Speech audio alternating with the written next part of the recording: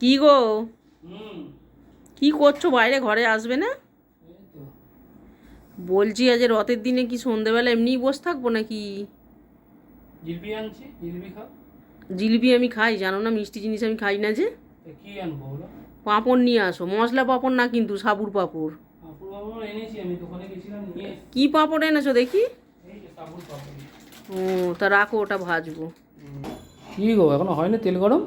না, এই তেলটা গরম করছি সব। তো তুই না, আমার খিদে পেয়েছে। পাঁপড় খেলে পেট ভরে যাবে। হ্যাঁ, আর চা করে পে, ব্যাস হয়ে যাবে। কি গো, হয়নি এখনো?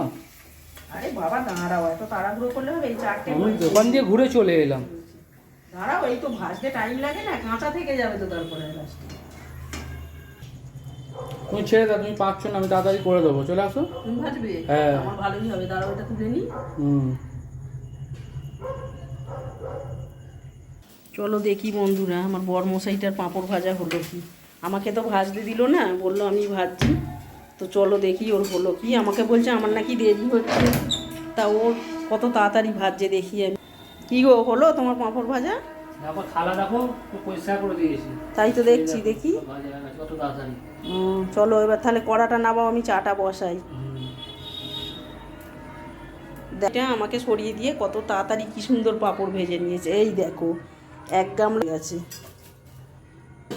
তো বন্ধুরা, পাঁপড় ঠান্ডা হয়ে গেলে নেতিয়ে যাবে, চা বসাবো। তো এখানেই ভিডিওটা শেষ করছি, টাটা।